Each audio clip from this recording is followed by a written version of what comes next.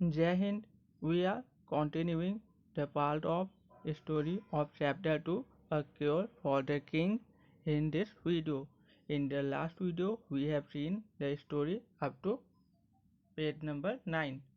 पिछले वीडियो में हम लोगों ने क्लास 4 की इंग्लिश बुक जो कि मैपल सीरीज की इंग्लिश बुक है उसके चैप्टर 2 की कहानी a cure for the king की स्टोरी को हम लोगों ने पेज नंबर 9 तक समझ लिया था। अब हम लोग पेज नंबर 10 से स्टोरी को समझने की कोशिश करेंगे।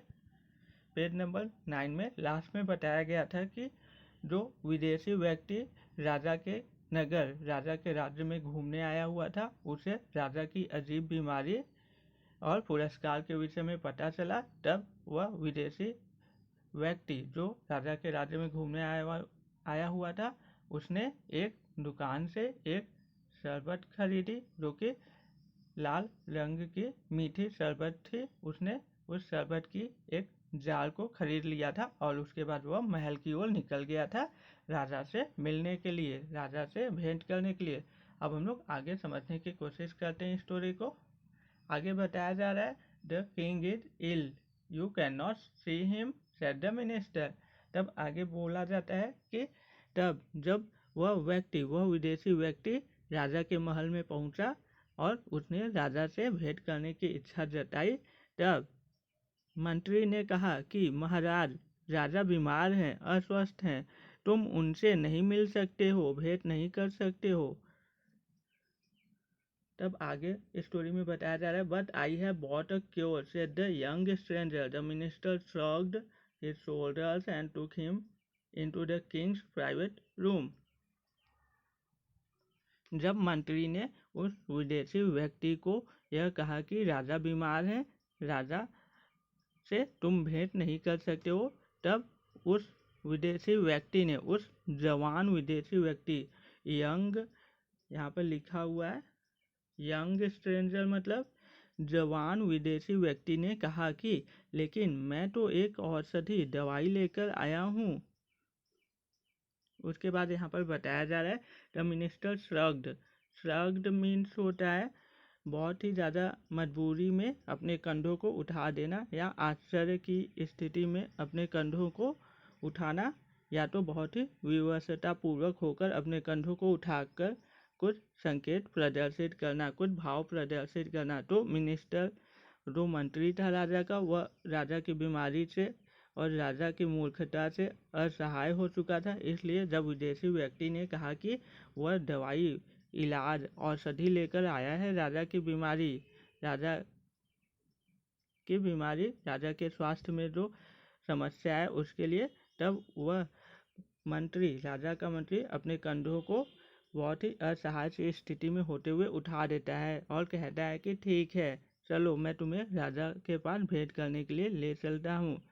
उसके बाद राजा का मंत्री अपने कंधों को असहाय सी अवस्था स्थिति को प्रदर्शित करते हुए ऊपर की ओर उठाता है और उस विदेशी व्यक्ति को राजा के गुप्त, प्राइवेट रूम मतलब होता है गुप्त या व्यक्तिगत, जहाँ पर कि बहुत कम लोगों को ही आने जाने की अनुमति हो, ऐसा कोई कक्ष, तो राजा के एक व्यक्तिगत गुप्त कमरे कक्ष में लेकर गया राजा का मंत्री उस विदेशी व्यक्ति को।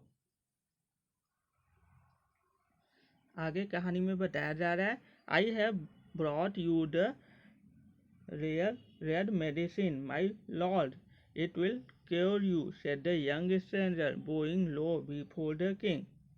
तब आगे बताया जा रहा है कि उस विदेशी व्यक्ति ने राजा के सामने प्रस्तुत होते हुए, मतलब जब वह विदेशी व्यक्ति राजा के उस गुप्त कमरे में, उस व्यक्तिगत कमरे में पहुंचा, तब उस जवान विदेशी व्यक्ति ने नीचे झुकते हुए, मतलब राजा के सम्मुख अपना सम्मान प्रकट करते हुए बोला कि महाराज की जय हो। झुकते हुए उसने यह बोला और कहते हुए उसने यह कहा कि महाराज, मैं आपके लिए एक बहुत दुर्लभ मूल्यवान लाल औषधि दवाई लाया हूँ।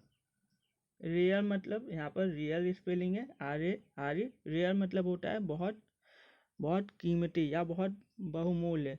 जो कि बहुत ही कम मिलती हो। पूरी दुनिया में कोई ऐसी वस्तु या कोई ऐसी चीज़ जो कि बहुत ही कम मात्रा में पूरी दुनिया में हो, तो उसके लिए हम लोग रेयर शब्द उपयोग कर सकते हैं। जैसे कि पेट्रोल पूरी दुनिया में कुछ ही जगहों पर प्राप्त होती है जो कि अब खत्म हो रही है, तो पेट्रोल के लिए हम लोग रेयर शब्द का प्रयोग कर सकते हैं। या डायमंड्स, बहुत महंगे महंगे और बहुत प्रीशियस डायमंड्स, मूल्यवान डायमंड्स, हीरो के लिए भी हम लोग रेयर शब्द का प्रयोग कर सकते हैं, क्योंकि हीरे हर जगह पर नहीं प्राप्त होते हैं। रेयर शब्द हम लोग किसी ऐसी वस्तु या ऐसी चीज़ के लिए प्रयोग करते हैं जो कि बहुत ही कम मात्रा में हो या बहुत ही ज़्यादा कीमती हो।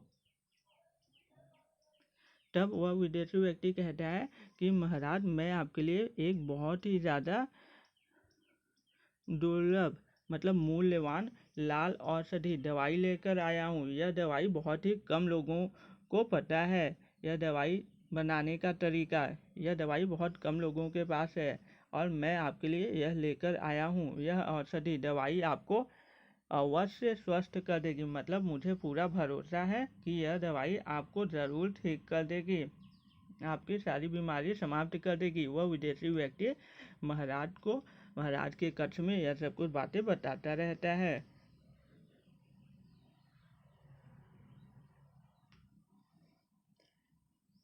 आगे कहानी में बताया जा रहा है, how can one medicine cure me, moaned the king who looked perfectly healthy, I have 100 elements. तब राजा विलाप करते हुए, आहें भरते हुए कहता है। मोन्ड मीन्स होता है रोने की स्थिति जैसा व्यवहार करना, या आहें भरते हुए मतलब बहुत कष्ट में रहते हुए जो व्यक्ति ध्वनियाँ उत्पन्न करता है उसको हम लोग कहते हैं आहें भरते हुए। तब राजा बहुत ही विलाप करते हुए या आहें भरते हुए कहता है कि केवल एक औषधि, केवल एक दवाई मुझे कैसे ठीक स्वस्थ कर सकती है। राजा जो कि पूर्ण रूप से स्वस्थ लग रहा था, यहाँ पर बताया जा रहा है हु लुक्ड परफेक्टली हेल्दी, मतलब जो राजा पूरी तरीके से स्वस्थ लग रहा था, मतलब ऐसा लग रहा था कि राजा को कोई भी समस्या नहीं है, उसको कोई भी बीमारी नहीं है, लेकिन राजा अपनी मंद बुद्धि, अपनी कम अक्ल की वजह से ऐसा सोचता रहता था कि वह बीमार है, इसलिए वह बेवकूफ़ों जैसी हरकत कर रहा था। राजा पूरी तरह से तंदुरुस्त लग रहा था और विलाप करते हुए या राजा आहें भरते हुए कहता है कि केवल एक औषधि, एक दवाई मुझे कैसे ठीक कर सकती, कैसे स्वस्थ कर सकती है, जिसको कि 100 रोग हैं। आई हैव 100 एलिमेंट्स मीन्स कि मुझे 100 रोग हैं, 100 बीमारियां हैं, और तुम कह रहे हो कि केवल एक दवाई, एक औषधि मुझे ठीक कर देगी, यह कैसे संभव है। राजा विलाप करते हुए, आहें भरते हुए यह सब कुछ कहता है उस विदेशी व्यक्ति को। तब आगे बताया जा रहा है, यहाँ पर एलमेंट्स शब्द आया हुआ है। एलमेंट्स मीन्स होती हैं बीमारियाँ या रोग। तब आगे राजा कहता है आगे विदेशी व्यक्ति स्ट्रेंजर कहता है, the red medicine cures every illness, but remember while you are taking it, don't think of an elephant. If you do, you must not take the medicine on that day, said the stranger. इसको आप elephant पढ़ेंगे, elephant नहीं होता, इसकी pronunciation होती है elephant. तब जब राजा कहता है कि केवल एक दवाई मुझे कैसे ठीक कर सकती है, मुझे तो 100 बीमारियाँ, 100 रोग हैं, तब वह विदेशी व्यक्ति कहता है कि तब वह जवान विदेशी व्यक्ति कहता है कि महाराज, यह लाल दवाई औषधि सभी प्रकार के संपूर्ण बीमारियों रोगों को ठीक कर सकती है, समाप्त कर सकती है, लेकिन महाराज ध्यान रहे कि जब आप यह दवाई या औषधि ले रहे हों तो आप हाथियों के विषय में, हाथियों के बारे में मत सोचिएगा, मत विचार करिएगा। अगर आप ऐसा करते हैं तो आप उस दिन यह औषधि दवाई बिल्कुल भी मत लीजिएगा। यह सब कुछ बातें वह विदेशी व्यक्ति महाराज के सामने कहता है। The next morning the king was about to take his medicine when he thought, I must not think of an elephant, and as such could think of nothing else.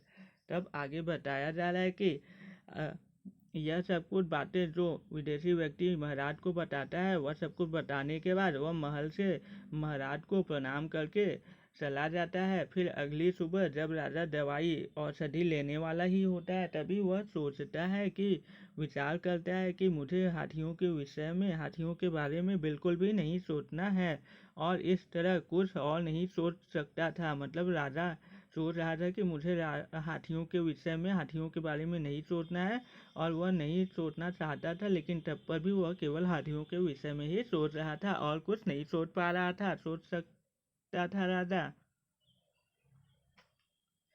आगे बताया जा रहा है स्टोरी में, the more he tried not to think about elephants, the more he thought about them. Images of Ganesh charging rogue elephants and little baby elephants following their mothers crowded into his mind. He could think of nothing else, and because he thought of elephants, he could not take the red medicine. यहाँ पर रोगी elephants है, रोगी elephant means जंगली हाथियाँ, जंगली जानवरों के लिए हम लोग रोगी शब्द का प्रयोग कर सकते हैं। तो यहाँ पर आगे बताया जा रहा है कि और इस तरह कुछ और नहीं सोच पा रहा था राजा। आगे बताया जा रहा है कि राजा जितना कोशिश करता था कि वह हाथियों के विषय में ना सोचे, वह उतना ही उनके विषय में सोचता था। मतलब राजा कोशिश कर रहा था कि वह हाथियों के विषय में ना सोचे, लेकिन जब वह कोशिश कर रहा था तो भी वह तो सोच ही रहा था, इसलिए वह हाथियों के विषय में ही सोच रहा था। गणेश भगवान की आकृतियाँ जंगली हाथियों को एक दूसरे से युद्ध करते हुए और उनको जंगल में यहाँ वहाँ उत्पात मचाते हुए और हाथियों के छोटे छोटे बच्चों को अपनी माताओं के पीछे पीछे जाते हुए, चलते हुए, ऐसे ही हाथियों से संबंधित अनेकों विचार राजा के मस्तिष्क में उठ रहे थे, आ रहे थे। वह और कुछ सोच ही नहीं पा रहा था। मतलब अब राजा बस हाथियों के विषय में ही सोचे जा रहा था। वह जानबूझकर कोशिश कर रहा था कि वह हाथियों के विषय में नहीं सोचे, लेकिन ना चाहते हुए भी वह हाथियों के विषय में ही सोच रहा था और वह और कुछ नहीं सोच पा रहा था। तो वह दवाई औषधि भी नहीं ले सका, क्योंकि उस विदेशी व्यक्ति ने बताया था कि महाराज जब आप दवाई लें तो उस दिन आप हाथियों के विषय में बिल्कुल भी ना सोचें। लेकिन राजा तो प्रतिदिन हाथियों के विषय में ही सोचे जा रहा था और कुछ सोच ही नहीं पा रहा था, इसलिए वह किसी भी दिन दवाई नहीं ले सका, औषधि नहीं ले सका। इसी तरह आगे बताया जा रहा है,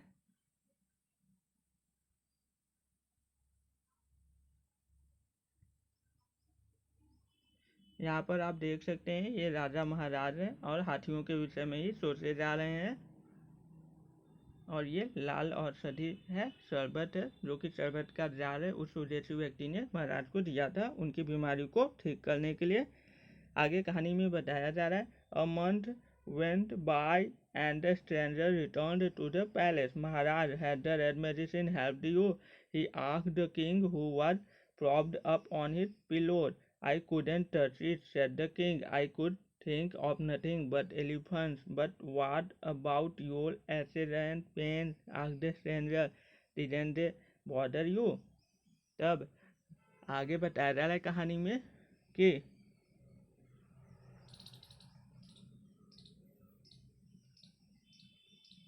एक महीने बीत गए थे और वह विदेशी जवान व्यक्ति पुनः महल में आता है और वह राजा के सामने उपस्थित होते हुए और झुकते हुए महाराज की जय करते हुए आगे कहता है कि महाराज, क्या इस लाल दवाई औषधि ने आपको स्वस्थ कर दिया, आपकी बीमारी को ठीक कर दिया?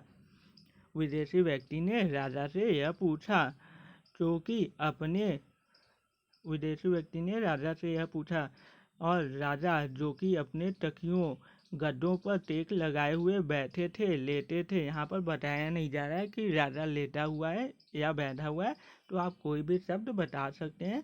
मतलब जब विदेशी व्यक्ति ने महाराज राजा से यह सब कुछ पूछा कि महाराज, क्या उस लाल दवाई ने आपकी बीमारी को ठीक कर दिया, आपको स्वस्थ कर दिया, तब वह राजा अपने बिस्तर पर, अपने शैया पर, तकियों या गद्दों पर टेक लगाए हुए बैठे थे या लेटे थे।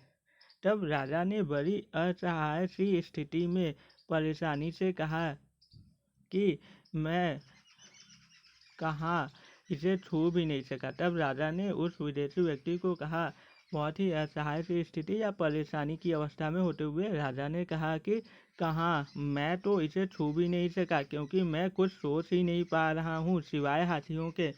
मतलब राजा केवल और केवल हाथियों के विषय में ही सोचता रहता था पूरे महीने भर, और वह दवाई को नहीं ले सका, और इसलिए राजा को लगा कि वह अभी तक ठीक नहीं हुआ है। तब उस विदेशी व्यक्ति ने पूछा, परंतु महाराज, आपके दर्द मतलब पीड़ा और वेदना के बारे में क्या?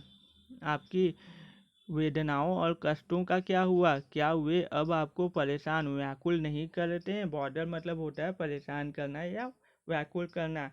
एचेज एंड पेन्स यहाँ पर लिखा हुआ है। एचेज एंड पेन्स मीन्स होता है वेदना और कष्ट या पीड़ा और दर्द आदि शब्द आप कह सकते हैं इसके लिए।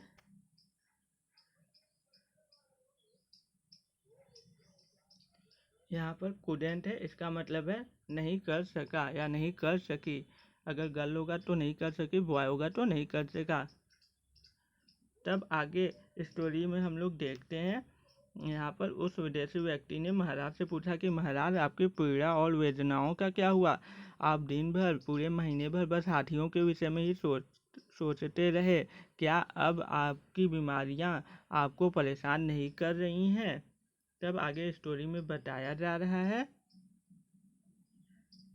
Acids, pains, why I haven't even thought of them, exclaimed the king in surprise. All felt ill. I was too busy trying not to think of elephant. तब राजा कहता है कि वेदनाओं, कष्टों, मैं इनके विषय में तनिक भी नहीं सोच सका। राजा ये सब बातें बड़ी ही आश्चर्य से कहता है, मतलब राजा भी आश्चर्यचकित है।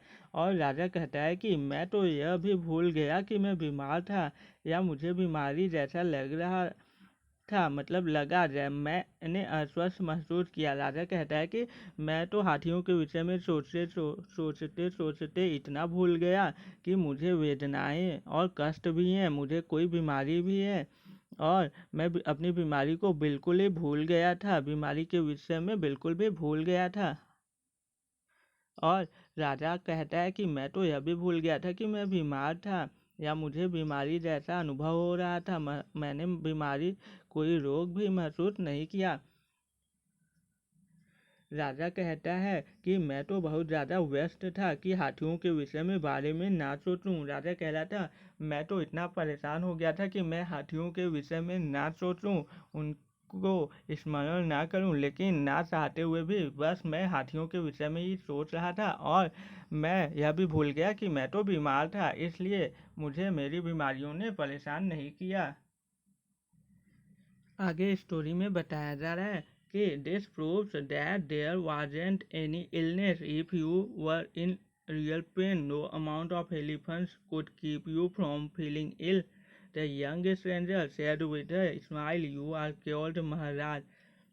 तब वह विदेशी जवान व्यक्ति मुस्कुराते हुए कहता है कि महाराज, इससे साबित होता है, इससे सिद्ध होता है कि आपको कोई बीमारी नहीं थी, को कोई भी बीमारी नहीं है, आप स्वस्थ थे, आप स्वस्थ हैं। अगर आप सच में वास्तव में कष्ट में, बीमारी में होते तो हाथियों की कितनी भी संख्या आपको बीमार, अस्वस्थ होने की भावना का एहसास अनुभव करने से नहीं रोक सकती थी। आप ठीक स्वस्थ हो गए हैं, उस जवान विदेशी व्यक्ति ने राजा से कहा। तब आगे स्टोरी में बताया जा रहा है, and so I am, said the king with a laugh, and he gave the man a bag full of gold coins. आगे बताया जा रहा है कि तब राजा ठाके लगाते हुए हंसते हुए कहता है कि और इसलिए अब मैं ठीक स्वस्थ हूँ। और राजा ने उस विदेशी व्यक्ति को एक थैला स्वर्ण मुद्राएं मतलब सोने के सिक्कों से भरा हुआ एक थैला, एक बैग भेंट किया, मतलब दिलवाया अपने मंत्रियों या सिपाहियों से। इसके बाद आगे बताया जा रहा है कहानी में, From then on, the king did not spend his time in bed imagining he was ill. when he was not। इसके बाद से, इस घटना के बाद से राजा अपने समय को शैया पर, बिस्तर पर पड़े हुए यह सोचने में व्यर्थ बेकार नहीं करता था कि वह बीमार है, जब वह सच में बीमार नहीं होता था तब। इस तरह हम लोगों ने इस कहानी की अर्थ को, कहानी के मतलब को समझने की कोशिश की। अगर आपको वीडियो अच्छी लगी हो तो वीडियो को लाइक कीजिए, शेयर कीजिए और मेरे चैनल को सब्सक्राइब कीजिए। अगर आपको किसी भी सब्जेक्ट में, किसी भी टॉपिक पर कोई प्रॉब्लम है तो आप अपनी प्रॉब्लम को कमेंट सेक्शन में पूछ सकते हैं। अगर आपको कोई सजेशन है आपका वीडियो के लिए या किसी टॉपिक के लिए कोई सजेशन है तो आप अपने सजेशंस को कमेंट सेक्शन में बता सकते हैं। For more information you can contact me on the Telegram or on WhatsApp from the link given in the description. Thank you। इस कहानी से हम लोगों को यह शिक्षा मिलती है कि अगर बुद्धि हो तो हम लोग कहीं पर भी, किसी भी जगह जाकर अपनी बुद्धि का प्रयोग करके धन एकत्रित कर सकते हैं, सम्मान प्राप्त कर सकते हैं। जैसे कि राजा के नगर में इतने महान से महान, महानतम वैद्य, औषधज्ञ और चिकित्सक थे, लेकिन उनमें से किसी ने भी अपनी महानता को सिद्ध नहीं किया, मतलब अपनी महानता किसी ने भी साबित नहीं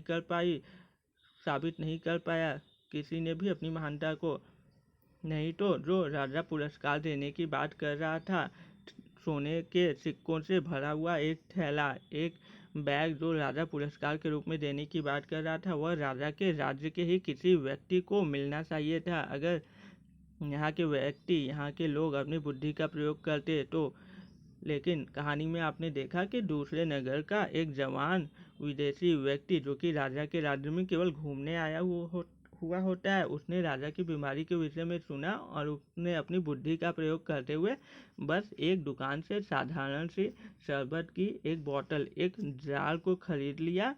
बोतल मीन्स शीशी, लाल शरबत की एक शीशी को खरीद लिया और राजा को देकर कहा कि यह बहुत ही ज़्यादा बहुमूल्य कीमती दवाई है, यह बहुत कम लोगों के पास होती है। इस तरह से उस विदेशी व्यक्ति ने अपनी बुद्धि का प्रयोग करके राजा को बहुत ही आश्चर्य में डाल दिया और अंत में उसने राजा को सही साबित कर दिया कि राजा बीमार नहीं है।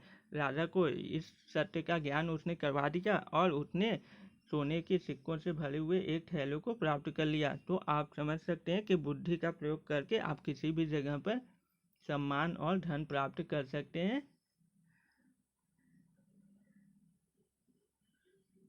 नीचे जो वर्ड मीनिंग्स है आप इनको खुद याद कर लीजिए। शरबत, शरबत मीन्स यहाँ पर लिखा हुआ है flavoured drink. Flavoured drink means होता है कोई ऐसा पेय पदार्थ, पीने की चीज़ जिसमें कि बहुत ही ज़्यादा स्वाद हो, मतलब उसमें कई प्रकार के स्वाद आपको प्राप्त हों।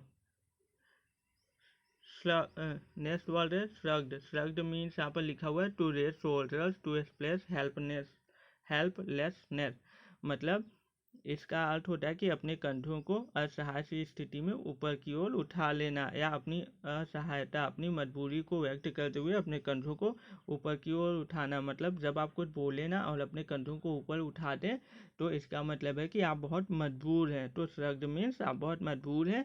इसको हम लोग जब कंधे दोनों उठा लेते हैं व्यक्ति, तो इसका मतलब होता है कि वह व्यक्ति बहुत मजबूर है या बहुत असहाय है। रोग्यू, रोग्यू एलिफेंट्स मीन्स होता है जंगली हाथी। जंगली हाथी जो कि हर्ड, हाथियों के झुंड से अलग रहते हैं, मतलब ऐसे हाथी जो कि अकेले रहना पसंद करते हैं जंगल में।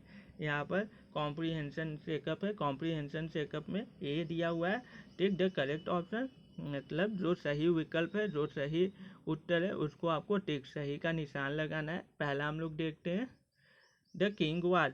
तो कहानी में राजा जो था वह बहुत सिली था, मतलब मूर्खों जैसा व्यवहार करता था। तो हम लोग इसलिए पहले में ऑप्शन ए सिली को टिक कर लेंगे। राजा बुद्धिमान नहीं था, ना ही राजा बहुत बहादुर था। राजा कहानी में बताया गया है कि बहुत मूर्खों जैसा व्यवहार करता था, इसलिए आप सिली को टिक कर लेंगे, ऑप्शन ए को आप टिक कर लेंगे।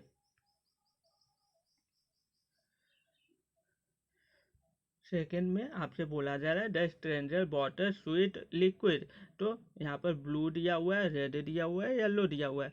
तो जो विदेशी व्यक्ति रहता है, दूसरे राज्य का व्यक्ति रहता है, वह राजा के इलाज के लिए एक लाल रंग की मीठी शरबत की बॉटल, शीशी या जार को खरीदता है। तो यहाँ पर स्वीट मतलब होता है मीठी, रेड आप यहाँ पे फिल कर लेंगे मतलब लाल, लिक्विड मतलब पेय पदार्थ, पीने वाला कोई भी वस्तु, पीने वाली कोई भी पदार्थ। तो उसके लिए हम लोग इंग्लिश में लिक्विड शब्द प्रयोग कर सकते हैं। लिक्विड मीन्स कोई ऐसा पदार्थ जो कि लिक्विड पानी जैसे अवस्था में हो। तो उस विदेशी व्यक्ति ने राजा को ठीक करने के लिए एक मीठी लाल रंग की शरबत को खरीदा था। तो शरबत भी पानी जैसा ही होता है, मतलब पानी जैसे अवस्था में ही रहता है। तो इसलिए हम लोग यहाँ पर रेड लाल फिल कर देंगे। तीसरे में आप देख सकते हैं the stranger ask the king not to think of. यहाँ पर उस विदेशी व्यक्ति ने महाराज को बताया कि महाराज जब आप ये दवाई पी रहे हो, ले रहे हो, तो आप हाथियों के विषय में बिल्कुल भी मत सोचिएगा। तो यहाँ पर हॉर्सेस मीन्स घोड़े, ये नहीं होंगे। जिराफ मीन्स जिराफ, ये भी नहीं होंगे। एलिफेंट मीन्स हाथी, तो आप एलिफेंट्स मीन्स हाथियों को टिक कर लेंगे। तो आप ऑप्शन सी को टिक करके यहाँ पर एलिफेंट्स लिख लेंगे। यहाँ पर क्वेश्चन 2 में उसने नीली रंग के शीशी शरबत को नहीं खरीदा था, ना ही पीले रंग के शरबत को खरीदा था। उसने लाल रंग के शरबत के शीशी को खरीदा था, लाल रंग का शरबत खरीदा था। तो इसलिए आप रेड फिल करेंगे, रेड मीन्स लाल। हम लोगों ने क्वेश्चन ए के सभी क्वेश्चंस को 1 2 3 पार्ट को कंप्लीट कर लिया समझ कर। अब हम लोग क्वेश्चन बी पर आ जाते हैं। बी में है right T for true and A for false statement. मतलब आपको जो सही कथन है उनके लिए टी लिखना है, मतलब जो सही कथन, सही स्टेटमेंट है उनके लिए आपको टी, कैपिटल टी लिखना है। और जो गलत कथन, गलत स्टेटमेंट है उनके लिए आपको कैपिटल एफ लिखना है इन बॉक्सेस में जो दिया हुआ है। तो हम लोग पहले स्टेटमेंट को पढ़ते हैं। The king was a very sick man, मतलब राजा बहुत ही बीमार व्यक्ति था। तो राजा बहुत बीमार व्यक्ति था नहीं, वह बिल्कुल भी बीमार नहीं था, वह बस ऐसा सोच रहा था। इसलिए यह कथन, यह स्टेटमेंट आपका रॉन्ग है, क्योंकि राजा तो बीमार नहीं था, वह बस ऐसा सोच रहा था। तो इसलिए यहाँ पर हम लोग लिखेंगे फॉल्स, क्योंकि यह कथन बता रहा है कि राजा बहुत ही बीमार व्यक्ति था, जो कि बीमार नहीं था, वह मूर्खों जैसा व्यवहार कर रहा था। इसलिए पहले में आप फॉल्स लिखेंगे, मतलब गलत। दूसरे को हम लोग देखते हैं। The minister did not allow the stranger to see the king at once. मंत्री ने मंत्री ने उस विदेशी व्यक्ति को राजा से मिलने के लिए तुरंत ही परमिशन, आज्ञा नहीं दी थी। तो जैसे ही उस विदेशी व्यक्ति ने पूछा था मंत्री से कि मैं राजा से मिलना चाहता हूँ, तब मंत्री ने मना कर दिया था उस समय कि राजा बहुत बीमार हैं, आप उनसे भेंट नहीं कर सकते हैं। तो इसलिए यह कथन, यह स्टेटमेंट सही है। मतलब शुरुआत में सबसे पहले मंत्री ने तो उस विदेशी व्यक्ति को मना ही कर दिया था। उसके बाद जब उस विदेशी व्यक्ति ने बताया कि मैं तो राजा के लिए दवाई लेकर आया हूँ, तो जिससे राजा ठीक हो सकता है, इसके बाद उस मंत्री ने उसको राजा के विशेष कक्ष में लेकर गया था। तो इसलिए हम लोग दूसरे को ट्रू कर देंगे, क्योंकि सबसे पहले शुरुआत में तो मंत्री ने उसको मना ही कर दिया था। अब हम लोग तीसरे स्टेटमेंट कथन को देखते हैं। The king took the red medicine every day. जो राजा था वह प्रतिदिन उस लाल दवाई को लेता था, मतलब ठीक होने के लिए। तो यह तो बिल्कुल भी सही नहीं है, क्योंकि पूरी कहानी में हम लोगों ने देखा कि राजा तो बस हाथियों के विषय में ही सोचता रहता था। और अंत में जब उस विदेशी व्यक्ति ने कहा कि महाराज आप तो बिल्कुल ठीक हैं, तो उसके बाद तो उसने लाल शरबत को पिया भी नहीं होगा और कहानी ख़त्म हो जाती है। लेकिन कहानी में कहीं पर भी राजा कभी भी लाल दवाई को नहीं लेता है। तो यह तो बिल्कुल ही गलत स्टेटमेंट कथन है, इसलिए इसको आप फॉल्स कर देंगे। थर्ड वाले को आप फॉल्स कर देंगे। थर्ड वाले में बोला जा रहा है कि राजा रोज प्रतिदिन उस लाल दवाई को लेता था, जो कि गलत है। इसलिए आप यहाँ पर जो बॉक्स दिया हुआ है उसमें आप फॉल्स कैपिटल एफ लिख लेंगे। अब हम लोग फोर्थ स्टेटमेंट को देखते हैं। यहाँ पर बताया जा रहा है the king was told not to think of a tiger while taking the medicine. यहाँ पर बोला जा रहा है कि राजा को बोला गया था कि महाराज आप टाइगर, बाघ के विषय में मत सोचिएगा जबकि आप यह दवाई ले रहे हो। तो यह कथन, स्टेटमेंट भी गलत है, क्योंकि टाइगर की जगह उस विदेशी व्यक्ति ने महाराज को एलिफेंट्स के बारे में सोचने से मना किया था, ना कि टाइगर के बारे में सोचने से मना किया था। तो इसलिए इसमें 4 में भी आप कैपिटल एफ बनाएंगे, क्योंकि यह भी गलत है। आप फोर्थ वाले बॉक्स में कैपिटल एफ लिख लेंगे। यहाँ पर फिफ्थ वाले स्टेटमेंट कथन को हम लोग देखने की कोशिश करते हैं। यहाँ पर बताया जा रहा है the stranger was rewarded by the king.